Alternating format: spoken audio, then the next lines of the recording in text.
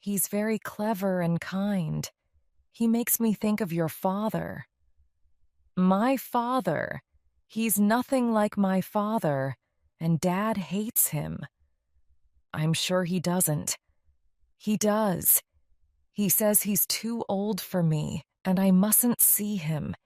He thinks I'm still a little girl, Mary. But I'm 18. I want to get married." "Tell me more about Simon." And so for a long time Mary stood in the quiet, lonely field. She helped Christine give food to her horse and listened to her talk about Simon. Simon, Christine said, was kind, intelligent, very hardworking. He liked sailing and riding, and he wanted to make the world a cleaner, better place. He made her feel important, like an adult, not a child anymore. She had met his parents, and they liked her a lot. It was only her father. "So what should I do?" Mary Christine asked. Mary put her hand on the horse's neck. "I'm not sure," she said. "I think you should marry him, but you don't want to make your father angry, do you? That's not the best way to start your life with Simon." "No, but I will if I have to." "Would you like me to talk to him? Perhaps he'll listen to me.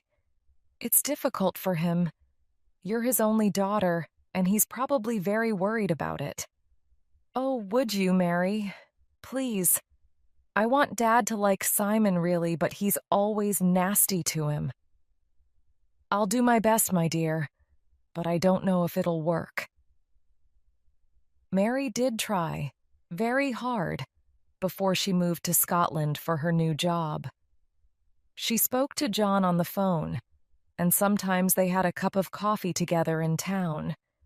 She was surprised how carefully John listened to her, and how grateful he seemed for her help. He's really a very lonely man, she thought. It must be hard for him with 2 children and no wife. He used to talk to his children a lot, but he doesn't now. At last, John agreed to the marriage. Mary was invited to a special supper because of the good news. Christine was very happy. She kissed Mary when she arrived and gave her a small secret present to thank her. It was a pair of pretty earrings. At the meal, John seemed a little nervous, but happy too. He tried hard to smile and thanked Mary, although he didn't think of giving her a present. He watched Christine all through the meal. He seemed to be afraid that he would never see her again, and he was very happy when she smiled at him. Then Simon stood up to say something. "Mr. Duncan," he said, "I'll always remember this night. I know how much you love your daughter, and believe me, sir, I love her too. You've been worried about me because you want her to have the best husband possible, and well, I can't promise anything, but I'm going to try to be that man." "You're a rich man, Mr. Duncan, and of course, Christine and I won't have a lot of money at first, but I hope we'll manage." He smiled at Christine. "And yesterday, Mr. Duncan, I spoke to my employer and he's going to pay me a little more than before." John looked surprised. "Oh, really? Why is that?" "Well, because he's given me a new job. He's asked me to write about the environment for our newspaper. I have to write a full-page article every week on the environment. And this is the first one. Look here." He pulled a page of newspaper out of his pocket and held it up in front of them. There were pictures of water, sandbanks, and some seals. The headline read, "Seals at river mouth have strange disease. 4 baby seals found dead." Chapter 8. The Wedding Day. The disease among the seals got worse. 3 more baby seals died, and one was born without a tail. Scientists came from London to look at them, and there were long articles in the newspapers, but no one was sure what the reasons were. Some people said that it was a disease that was always in the water. Some people said the seals were eating diseased fish, and some people said that it was the paint factory near the river. There was a sewage works near the river, too. The sewage from another small town came to it. One day, in the factory, John Duncan found 2 young chemists testing samples of water from the river. The water came from 2 kilometers upstream, near the sewage works. "Why are you doing that?" he asked, surprised. "It's a special experiment," one of them answered. "David Wilson asked us to do it himself. Didn't he tell you, sir?" John didn't answer. He watched them quietly for several minutes. "What are the results?" he asked. "They're bad, sir," said the young man. But he didn't look worried. He looked pleased, proud of himself. "That sewage works is putting a lot of nasty things into the river, you know. I think the newspapers will be very interested." "The newspapers?" John asked. The young man smiled. "Yes, Mr. Duncan, of course. Our company cares about the environment, doesn't it? That's why we're doing this. We want to help those poor seals if we can." As John walked away, he listened for the sound of quiet laughter behind him. But he heard nothing. Perhaps the young man really believed what he said. Christine and Simon were married on a fine day in June. When they came back from the church, they had a party in the garden at John's house. Everyone seemed very happy. John liked Simon's parents and talked to them a lot. "You're very lucky, Mr. Duncan," Simon's father said. "You have a beautiful house with a lovely river at the end of the garden." "I haven't always been lucky," John answered. "People used to say I was a very unlucky man." He stood still, thinking. He remembered how unhappy he had been in the little flat in the middle of the town. He had been unemployed then, with no money to buy good things for his children. But he had always been able to talk to them. Now he was a rich man, a success, and his children didn't want to talk to him. He smiled at Mr. and Mrs. McDonald. "Yes," he said, "I'm a very lucky man. I have Simon for my son-in-law. I'm very pleased for my daughter." Mrs. McDonald was pleased. "We're very pleased to have Christine for our daughter-in-law, too," she said. "And I'm sure Simon will help you with this river, Mr. Duncan. I understand there's a disease in it, which is making the seals ill. Simon told me he's going to work very hard to find the reason for that and clean up the river. I'm sure you're pleased about that, Mr. Duncan." "Yes, of course." John had seen Simon's article in the newspaper last night about the diseases that came from the sewage works. David Wilson had shown it to him. John didn't want to talk about it. He saw his daughter laughing with Simon, Andrew, and some friends. He had never seen her look so happy. He remembered his own wedding and the hopes he and Rachel had had. "Let me get you another drink, Mrs. McDonald," he said. "We must drink to our children's future and wish them luck." At the bar in the house, he met Mary. She came back to the town sometimes, and twice he had visited her in Scotland. "This day's been a great success, John," she said. "You must be a happy man." He touched her arm thoughtfully. "I'd like to be, Mary," he said. "I've tried, you know. I've done my best, but it's their world now. They must do what they can with it. Chapter 9. I don't believe you. It's not true, Christine. Simon's information is wrong. I don't believe you, Father. John and Christine stared at each other angrily. It was a miserable, frightening moment for them both. It was a night 3 months after the wedding, and Christine had come with some happy news. She had come to tell her father that she was going to have a baby, his first grandchild. For a while they had talked about that, but then Christine had begun to talk about Simon's new job.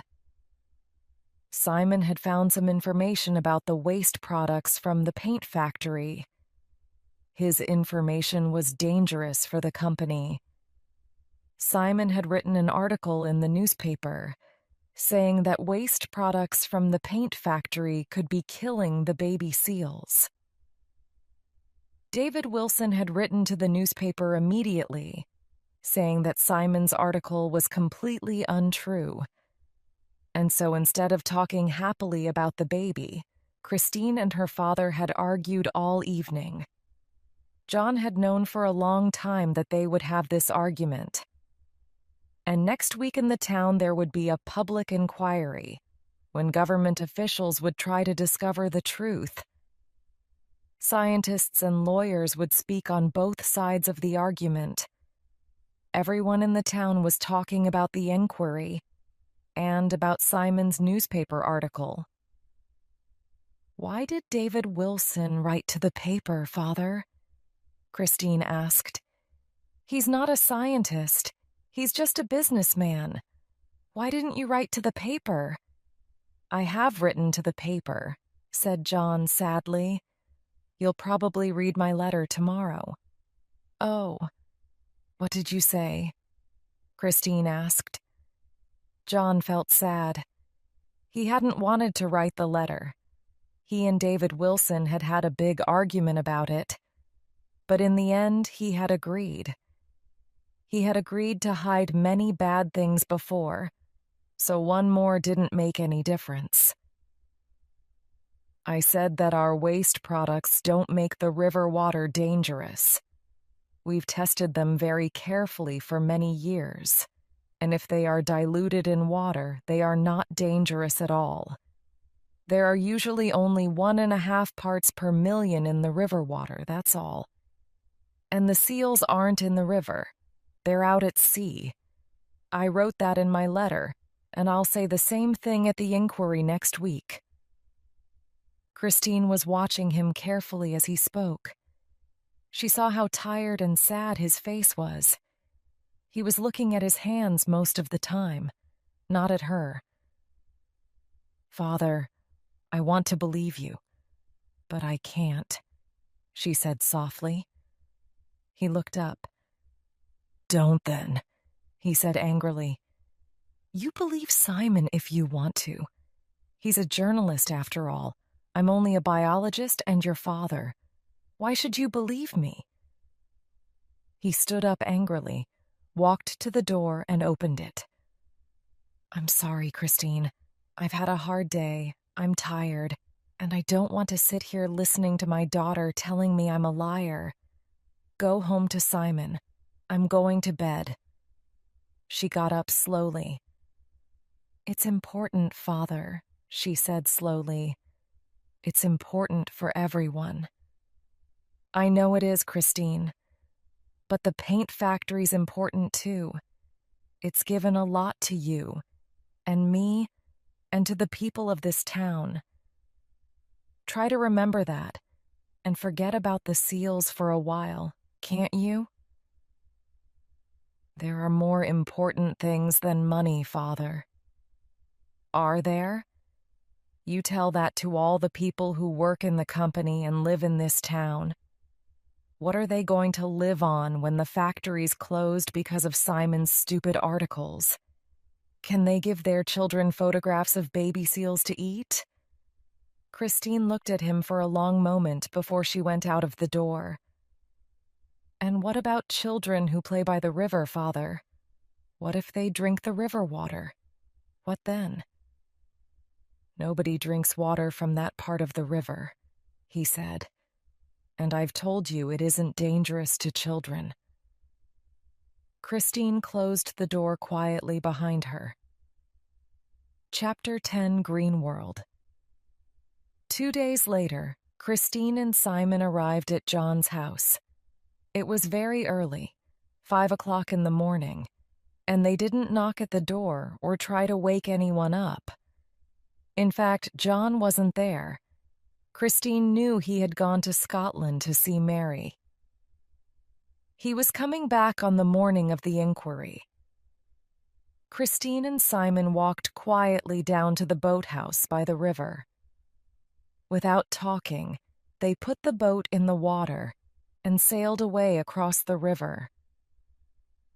On the other side of the river, they met 2 friends, Peter and Susan. Their friends were wearing white clothes, with Green World written on them. Simon and Christine also put on white clothes. Then they all got into the boat and sailed upstream towards the paint factory. It was a windy morning, and the waves on the river were quite big. But Christine was a good sailor, and in about half an hour they reached the factory. 2 photographers stood by the river taking photos of them. "Okay, Simon, where is it?" shouted Christine. "Over there. Look, in front of that post," he said. Christine sailed the boat towards the post. When they were near it, they could see under the water. It was the pipe that took the waste products out of the factory.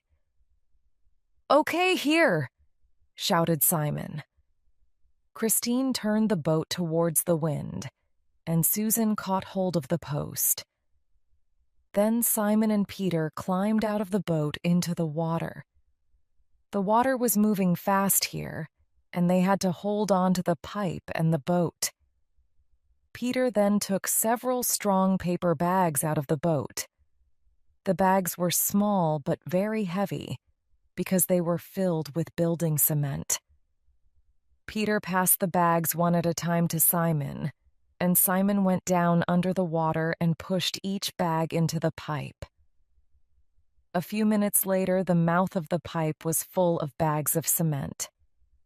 Simon came up out of the water for the last time. "It's okay," he shouted. "We've done it. The cement is wet already, and in a few hours it'll be as hard as a rock. Nothing can come out of that pipe now." The 2 men climbed back into the boat and smiled at the photographers. Then Simon stood up in the boat with Christine and held up a long white sheet. On the sheet was written, "Green World. This pipe kills seals." At that moment, 2 things happened. A man ran out of the factory shouting angrily, and the wind suddenly became stronger. It caught the sail and sent it quickly from one side of the boat to the other. The back of the sail hit Christine hard on the back of the head. She fell into the water like a bag of potatoes. Then the wind caught the sail again and threw it back across the boat. This time the boat fell over on its side and lay with its sail under the water. Simon was under the sail. The sail and the sheet were all around him, and for several seconds he could see nothing. Then he came up, into the air. He saw a foot kicking hard in the water beside him. Someone was moving under the sail. Quickly he went down under the water again and tried to help Peter. But Peter caught hold of Simon and pulled him underwater too. There was a quick, frightening fight, and then Simon managed to pull them both up into the air again. They held onto the side of the boat together, breathing deeply. Simon saw Susan holding onto the back of the boat. Then he heard someone shouting. He looked behind him and saw the man from the factory.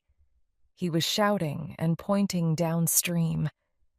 But Simon had water in his ears, and at first he couldn't hear the words very well. Then he understood. "Look," the man said. "The girl, she's drowning." Simon looked downstream, where the man was pointing. He saw something white, floating far away. It was not doing anything, just floating round and round, like a bag of old clothes on the water. Christine! The river was taking her quickly downstream, towards the sea. Hurriedly, Simon began to swim after her. He was a good swimmer, but the white clothes slowed him down. He swam as fast as he could, but he seemed to go slowly, so slowly. The water seemed heavy and held him back. For the rest of his life, he would dream about that long, slow swim towards a white body that floated quickly away in front of him. At last, he reached Christine. She was floating with her face down, unconscious. He tried to turn her over, but it was so difficult. She was heavy, and her arms fell back in the water when he dropped them. He got her face out of the water, but her head fell backwards, lifeless, and she was not breathing. He caught hold of her face then, put his mouth over hers, and blew into it.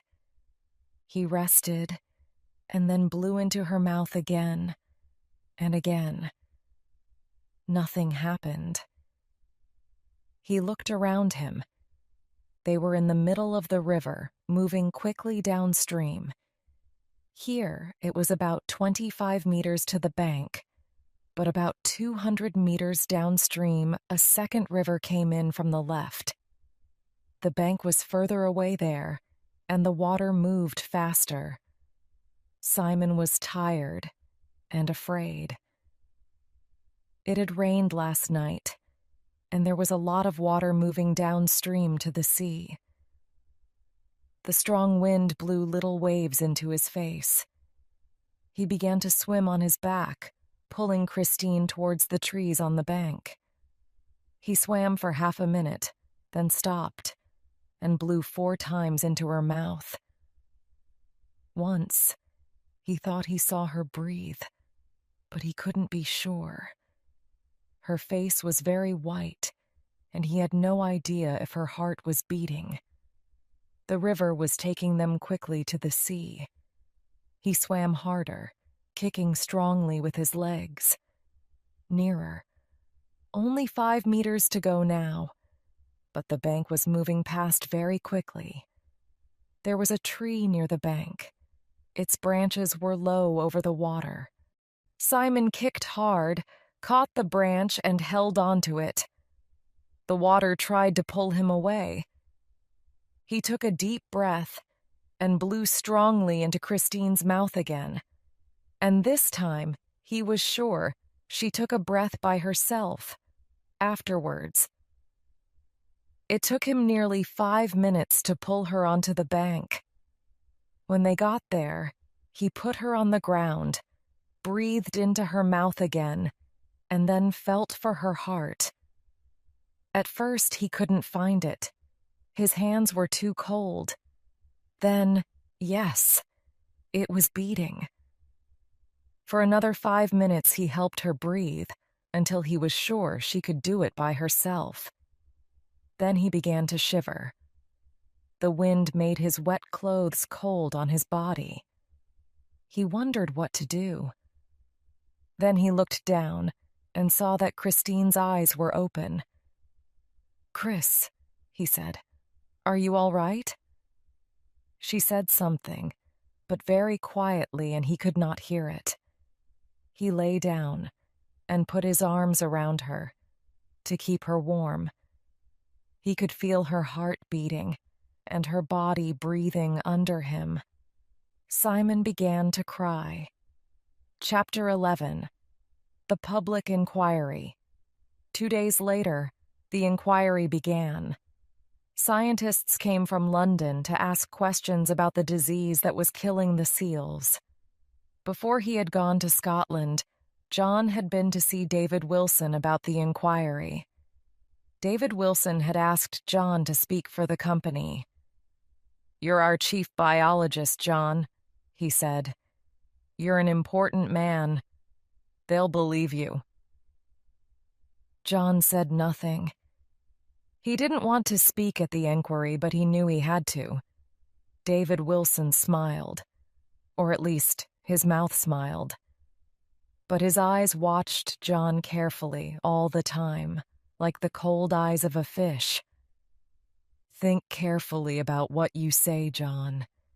If you say the wrong thing next week, hundreds of people will lose their jobs. And the first person to lose his job will be you, John. I promise you that." The inquiry room was crowded. There were a lot of journalists and photographers there, and a lot of people from the town and the factory, too. John's train was late, and he caught a taxi from the station. When he came into the room, he saw Simon, sitting with the journalists. Christine was near him, with Andrew and some young people from Greenworld. John smiled at her, but she didn't smile back. She looks very white and ill, he thought. It's probably the baby. He remembered how ill his wife Rachel had been in the mornings, before Christine was born, and he smiled sadly to himself. "Mr. John Duncan, please." He walked to the front of the room. As he sat down, he saw David Wilson's cold, gray eyes watching him from the other side of the room. That man should be up here instead, he thought. He should tell his own lies. A lawyer began to ask him questions. At first it was easy. John explained how long he had worked for the company and how much paint the factory produced. Then the lawyer asked about the waste products. "These are very dangerous chemicals, aren't they?" The lawyer said. "Well, yes, of course," John answered. "Most chemicals are dangerous if people aren't careful with them, but we're very careful with them in our factory. Everyone wears special clothing. We haven't had a single serious accident in 3 years." "I'm pleased to hear it," said the lawyer. "But what happens outside the factory? Do you really put these very dangerous chemicals into the river?" "Yes, we do," said John. There was a noise in the room. Someone near Christine shouted something angrily, and a policewoman told him to be quiet. John went on. "Of course, we put these chemicals in the river, but we don't put a lot in. Only 200 or 300 liters every day. That's not much. And we check the river all the time, 3 times every day. There are usually only 2 parts per million, or less, in the water near the factory, and there is much less downstream. That's not dangerous." "Not dangerous, Mr. Duncan," said the lawyer slowly. "Are you sure?" "Yes, I am," John said. He looked up at the hundreds of eyes watching him. David Wilson's eyes, Christine's eyes, Simon's. "I understand," the lawyer said slowly, "that there has been an experiment with some rats. Some mother rats were given these chemicals in their drinking water, and some of their babies were born without legs. Is that right, Mr. Duncan?" John looked at the lawyer for the first time. He was a small, uninteresting-looking man in gray clothes, with gray hair and a thin face. He looks like a rat himself, John thought. The man's eyes were small and bright, and for some strange reason he had a newspaper in his hand. John began to feel afraid of him. Yes, he said. That's right. But rats are much smaller than people, and they were given nearly 5 parts per million in their drinking water for 10 days. That's very different. No one drinks the river water. It goes straight out to sea. He looked at the lawyer and waited for the question about the seals. But it didn't come. Instead, the lawyer said, "So you won't be worried, Mr. Duncan, if someone falls into the river by accident and drinks a lot of river water. Your own daughter, for example. There's no danger in an accident like that. Is that right?" John looked at Christine across the room. How big her eyes look in that white face, he thought. It must be because of the baby. "No," he said. "There's no danger at all." There was the sound of voices in the room. The lawyer smiled a small, rat-like smile. He held his newspaper out towards John. "You've been away in Scotland, Mr. Duncan," he said. "Have you seen this?" As John read the newspaper, his hands began to shake, and he had to hold the side of the table. There was a picture of Christine, standing up in a boat near the factory, and another picture of her lying in an ambulance, with Simon beside her. The headline said, "Biologist's daughter nearly drowns in river." There was a long silence. He tried to read the newspaper carefully, but there was something wrong with his eyes, and his head was full of pictures of Christine in the river, drowning, and his wife, Rachel, drowning in the storm, long ago. He shook his head quickly from side to side, then took his glasses off and cleaned them. "No," he said in a quiet voice. "I haven't read this before." "It's all right, Mr. Duncan," said the lawyer softly. "Your daughter is safe. Her husband saved her, and she hasn't lost her baby. But she did drink a lot of river water. It was near the factory, too. You're not worried about that, are you?" The lawyer's bright eyes were staring at him, like a rat that has just seen its food. Behind him, David Wilson suddenly stood up. "That is a terrible question," he shouted into the silence. "You can't ask a man questions like that. Of course he's worried about his daughter.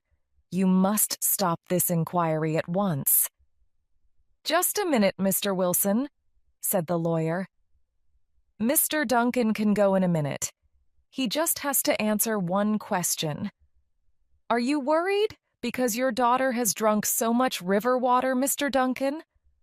Are you worried about her baby?"